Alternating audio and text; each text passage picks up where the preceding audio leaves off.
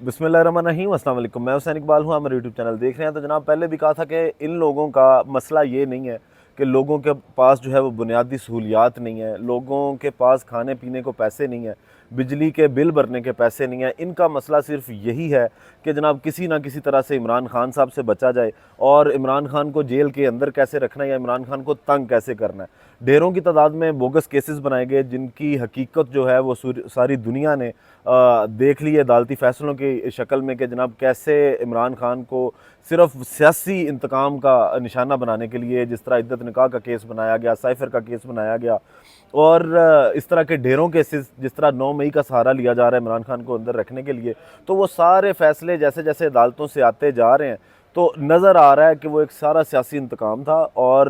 उसके पीछे इसके अलावा कुछ भी नहीं था। अब जो मखसूस नशिस्तों का फ़ैसला 12 जुलाई से जब से वो आया हुआ है उसके बाद से एक अजीब तरह का पैनिक क्रिएट था हुकूमत में और ताकतवर हलकों में, और उसके साथ साथ इलेक्शन कमीशन जो ताकतवरों का ही लाडला बच्चा है उनके दरमियान जो है वो एक खलबली मची हुई थी और इनको समझ नहीं आ रही थी कि किस तरह इस फैसले पे वार किया जाए और सुप्रीम कोर्ट के साथ जो है वो टकराया जाए। फिर सुप्रीम कोर्ट पर हमले भी किए गए और एक हमला जो बाज़ाब्ता तौर पे किया गया वो इलेक्शन एक्ट 2024 की शक्ल में किया गया, जिसमें वो तरमीम की गई इलेक्शन एक्ट में कि जनाब अब जो मामलात हैं वो मखसूस नशिस्तों का फ़ैसला है उसके बाद जो है वो उस पर इम्प्लीमेंट नहीं होगा। और फिर इलेक्शन कमीशन ने बिल्कुल वैसे ही किया जैसे लोगों को तवक्को थी कि जनाब वो नहीं करेंगे। आज जनाब 2-3 अहम खबरें हैं। एक तो ये कि इमरान खान साहब के जो जेल के अडयाला जेल के जो साबिक डिप्टी सुप्रीटेंडेंट थे मोहम्मद अकरम साहब, उनको आज तब्दील कर दिया, उनको पहले तब्दील किया गया और आज उनके ऊपर ये इल्ज़ाम लगाया गया कि जनाब वो इमरान खान साहब की सहूलत कारी करते हैं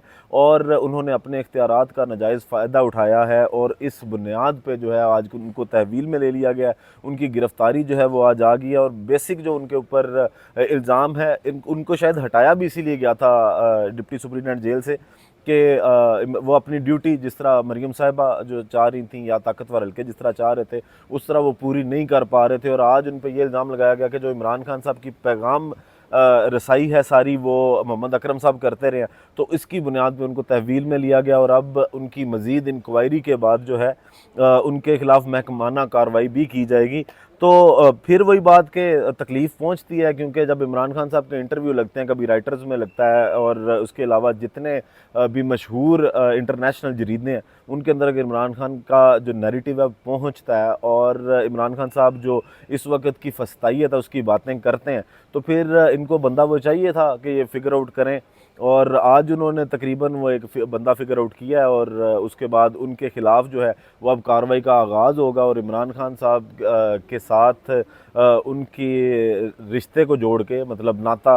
पॉइंट्स उनके मिला के उनके साथ के जनाब कहीं ना कहीं पे ये सहूलत कारी करते रहे इमरान खान साहब की, तो उनको भी जो है वो आज हिरासत में ले लिया गया। इसके बाद जनाब अगर बात करें तो आज एक यौम आज़ादी के मौके पे जब मरीम बीबी जो हैं जो टिकटॉक वज़ीर आला हैं पंजाब की, वो आज पहुंची और आज उन्होंने जब वहाँ पे जाके टिकटॉक शूट करने की कोशिश की तो उनकी आज वो जो वीडियो है ना वो काफ़ी ख़राब होगी जिसमें उन्होंने वो टिकटॉक बनाना था। तो वो उर्दू की चंद लाइनें वो इमरान खान साहब इनके बारे में कहते थे कि एक तो ये पढ़े लिखे नहीं है, दूसरा ये कोशिश भी नहीं करते कि ये पढ़ लिख लें कुछ सीख लें। तो आज मरीम नवाज़ साहबा की उस वीडियो से जब जो इन्होंने बाद में चढ़ा के प्रमोट करवानी थी अज़मा बुखारी साहबा से, तो उस वीडियो बनाने के दौरान जब वो तकरीबन आधी लाइन लिख के जो है वो भूल गई कि उन्होंने आगे क्या जो है वो लिखना है, तो यहाँ से आप अंदाज़ा लगा लें कि जो सबसे बड़ा आबादी के लिहाज से सूबा पंजाब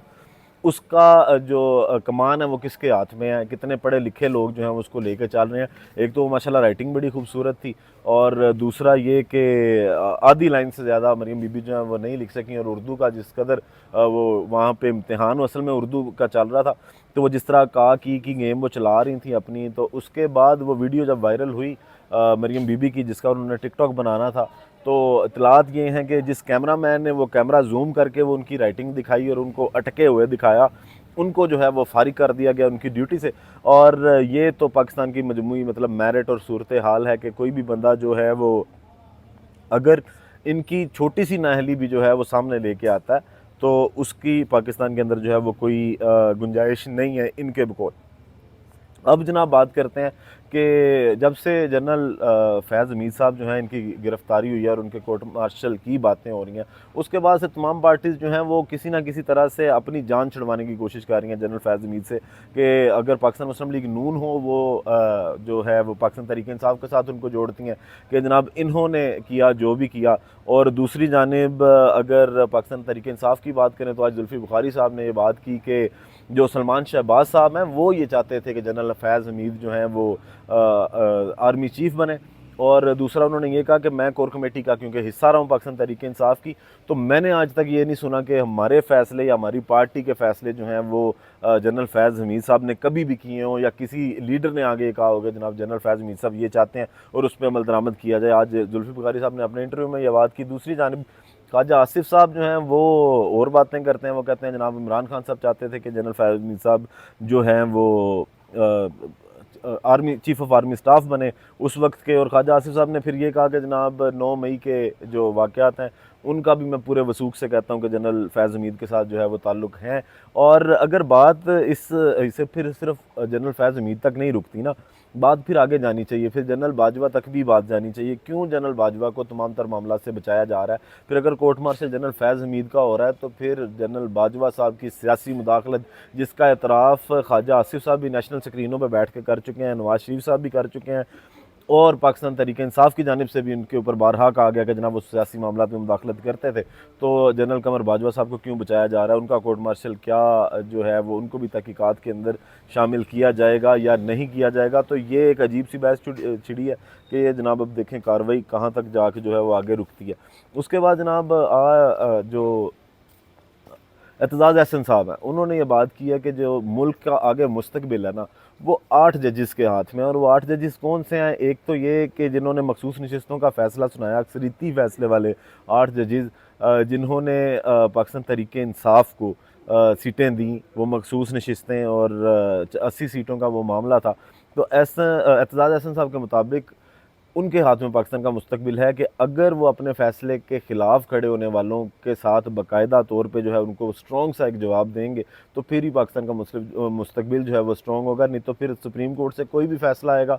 तो उसके बाद कानून का मजाक उड़ाया जाएगा, आइन का मजाक उड़ाया जाएगा, और इसी तरह का कोई एक्ट लेके, इसी तरह का कोई पार्लियामेंट से बिल मंजूर करवा के जो है वो सारे मामला अपनी मर्ज़ी से करवाए जाएंगे। तो एक उन्होंने ये बात की। दूसरा एतजाज़ अहसन साहब ने यह भी कहा कि काजी फ़ायज़ ईसा साहब जो हैं उनको मखसूस नशिस्तों का केस जो है वो सुनना ही नहीं चाहिए था। फिर आज एतजाज़ अहसन साहब ने जो बड़ी बात की वो ये थी कि जो इस्टेब्लिशमेंट है वो इमरान खान साहब से कोई इतनी राज़ी नहीं है, लेकिन कहीं ना कहीं बैक डोर राब्ते जो हैं वो इमरान खान साहब के साथ किए जा रहे हैं और मामला को तय करने की कोशिश की जा रही है। अब डेडलॉक कहाँ पे है, डेडलॉक किन बातों पे है, उसमें ऑब्वियस सी बात है 9 मई का मामला है, उस पर जो है वो डेडलॉक है। और उसके अलावा 8 फरवरी के ऊपर जो इंतखाबात का नतीजा था उसके ऊपर एक डेडलॉक है। और आखिर में जनाब ये कि इंटरनेट की जो सर्विसेज हैं वो काफ़ी मुतासिर चल रही हैं और अब जो है वो सर्विसेज बहाल होना शुरू हो गई हैं, क्योंकि सुनने में ये आ रहा है कि जनाब फायरवॉल का जो दूसरा तजर्बा है वो सोशल मीडिया ऐप्स मतलब व्हाट्सएप, यूट्यूब और इंस्टाग्राम वगैरह इन पर कर लिया गया और वो कामयाब तजर्बे के बाद जो है अब एप्लीकेशन जो है बहाल होनी शुरू हुई हैं। लेकिन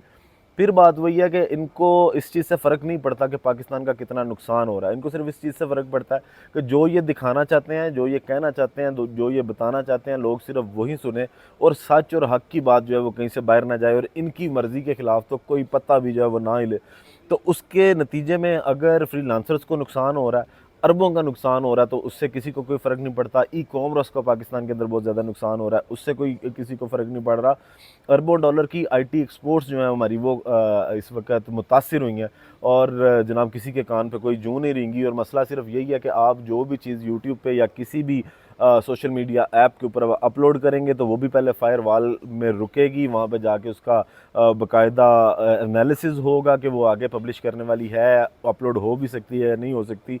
और उसके बाद जो है अगर कोई रिसीविंग एंड पे है उसको ओपन भी करेगा तो वो भी फायर वॉल के थ्रू ही कि क्या चीज़ पाकिस्तान में दिखानी है और क्या नहीं दिखानी। हालांकि 2 एक्ट जो हैं, एक वो जो हद तक इज़्ज़त बिल आया था और उसके बाद जो पीका एक्ट आया था, उसके बाद शायद इस तरह की चीज़ों की ज़रूरत नहीं थी क्योंकि कानून जो है वो ऑलरेडी पाकिस्तान के अंदर मौजूद है। लेकिन हमें फ़र्क नहीं पड़ता कि हमने पाकिस्तान का कितना बेड़ा गर्क करना है, हमें सिर्फ ये फ़र्क पड़ता है कि जो हम कहें लोग उसी को सुने। बाकी वीडियो का इख्तिताम करते हैं इसी दुआ के साथ कि अल्लाह ताला पाकिस्तान पर अपनी रहमत नाज़िल करे। पाकिस्तान जिंदाबाद।